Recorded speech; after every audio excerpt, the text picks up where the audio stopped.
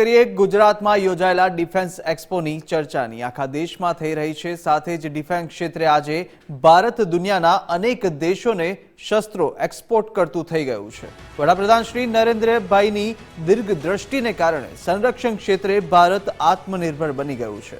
નાગરિકો પણ આ વાતનો સ્વીકાર કરી રહ્યા છે।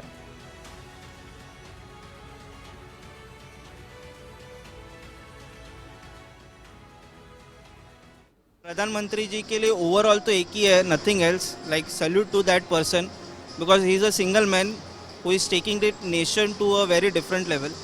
तो प्रधानमंत्री I am fan of Narendra sir because एनी जो विजन है एना विजन हिसाब से India is leading to very different level ने I respect him.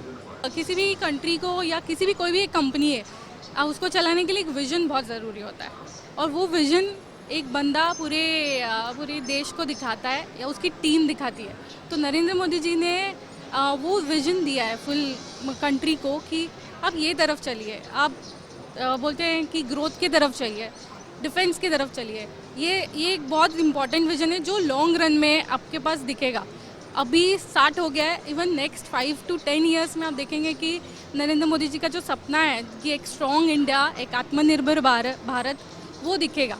We are also, मतलब नॉट सिर्फ डिफेंस, बाकी चीज़ों से लेके भी अगर आप देखो तो सब चीज़ अपन इंडिया में अभी करना स्टार्ट कर दी, which is very a proud moment for India.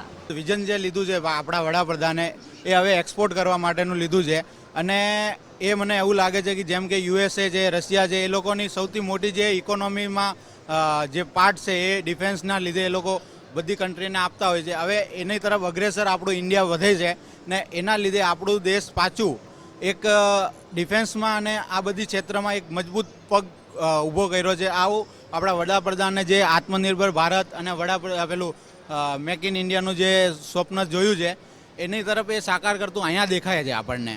हाँ बिल्कुल, इसरो डीआरडीओ को देखते हैं तो बहुत कुछ जैसा प्रधानमंत्री जी बताते हैं बिल्कुल वैसा ही देखने को मिल रहा है। मोदी जी जो बोलते हैं वो बिल्कुल पहले रिजल्ट देते हैं, बाद में बोलते हैं, वो यहाँ देखने को मिला। मोदी जी देखिए, सबको पता है उनकी पर्सनालिटी के बारे में, उनकी अप्रोच के बारे में, और जो वो बोलते हैं वो करते हैं। अभी आप डिफेंस ले लीजिए या कुछ भी, कोई भी चीज़ उठाएंगे, डिफेंस अगर मैं बात करूं, डिफेंस पे जो चीज़ें उन्होंने बोला था कि हम चीज़ों को इंडिजनाइज करेंगे, हम इंपोर्ट्स को बंद करेंगे, हम अपनी सेफ्टी फर्स्ट रखेंगे, तो सिक्योरिटी के लिए वो जो भी काम उन्होंने बोले थे सभी कर रहे हैं। चाहे वो ब्रह्मोस मिसाइल की बात हो, चाहे वो तेजस की बात हो, एयरक्राफ्ट्स में जाइए, किसी में भी जाइए। अभी आप अगर डीआरडीओ पवेलियन जाके देखेंगे तो ऑलमोस्ट 70 to 80% जो हमारे प्रोडक्ट्स हैं वो ऑलमोस्ट इंडिजिनस हैं। तो ये उनका ड्रीम था और ये काफ़ी हद तक पूरा हो चुका है। પ્લાનિંગ બહુ સરસ છે, અને જે પ્રમાણે કંપનીઓ એક્ઝિબિટ કરેલું છે મતલબ એ જોઈને એવું લાગે છે કે ભાઈ મોદી સાહેબનું જે વિઝન છે મેક ઇન ઇન્ડિયા એ 100% સાકાર થઈ રહ્યું છે। ડિફેન્સમાં બહુ જ લોકો ઇન્વોલ્વ થયા છે, ઘણી બધી કંપનીઓ આવેલી છે, અને ઘણા બધા ઇનોવેશન્સ કહી શકાય છે કે જે ઇન્ડિયામાં પોસિબલ નહોતા એ બધા દેખાય છે કે થઈ રહ્યા છે।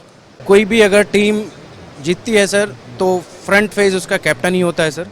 हाँ, ओवरऑल पूरे टीम का एफर्ट होता है, but attitude of a captain, aggression of the captain, so captain decide if leader is strong so entire team will be strong, if leader is weak you will feel very weak, even you are personally very strong also. So our honorable PM Modi sir is very strong in all the circumstances and making our India very strong in defense also. Defence strategies तो बस कमाल के नहीं, કંઈક અલગ જ level છે, કેમ કે આ વસ્તુ અહીંયા જે એક્ઝિબિશન લાગ્યું છે એ જોયા પછી એવું લાગે છે કે નહીં, કંઈક અલગ જ પ્રકારનું અહીંયા ખુદ અમે જોઈએ છીએ કે અમને જે એક્સપ્લેનેશન આપે છે કે કઈ કઈ વસ્તુઓ આપણે ઇન્ડિયા તરફથી છે, કેટલી મિસાઇલો છે, શિપ બધું, અને જે ઇન્ડિયન આર્મીની જે બી વસ્તુઓ અહીંયા રાખેલી છે એ બધું વસ્તુઓ જોઈને અમને એવું લાગે છે કે નહીં, મોદી સાહેબે કંઈક આગળ કર્યું છે। મોદીજીનું જે મેકિંગ ઇન્ડિયા સપનું છે એ ઘણા અંશે સફળ થતું જોવા મળી રહ્યું છે, અને આને આ રીતના ચાલ્યું તો આગામી વર્ષોમાં એવું લાગે કે આપણે જે અત્યાર સુધીને ડિફેન્સના સાધનો બહારથી લાવતા હતા એ હવે આપણે બહાર એક્સપોર્ટને કરીશું એમ। અત્યાર સુધી ઇમ્પોર્ટ કરતા હતા એ હવે એવું લાગી રહ્યું કે આપણે એક્સપોર્ટ કરીશું એમ। નરેન્દ્ર મોદીજીને હું કહેવા માંગીશ કે ઘણું સારું કર્યું છે અહીંયા આગળ। हमारी जो हमारे देश की जो भारत सरकार है वो नए नए उद्यमी को सपोर्ट कर रही है, उनको फाइनेंशियली भी सपोर्ट कर रही है, मेंटली भी और टेक्निकली भी। टेक्निकल सपोर्ट भी ये लोग दे रहे हैं। For example DRDO and PM बहुत कुछ इकोसिस्टम बना के रखा है। I think this will finally succeed. And PM का जो ड्रीम है ना कि ये वर्ल्ड का बिगेस्ट मैन्युफैक्चरिंग हब होना चाहिए इंडिया, वो ज़रूर होगा। I think another 5 to 7 years that should happen basically.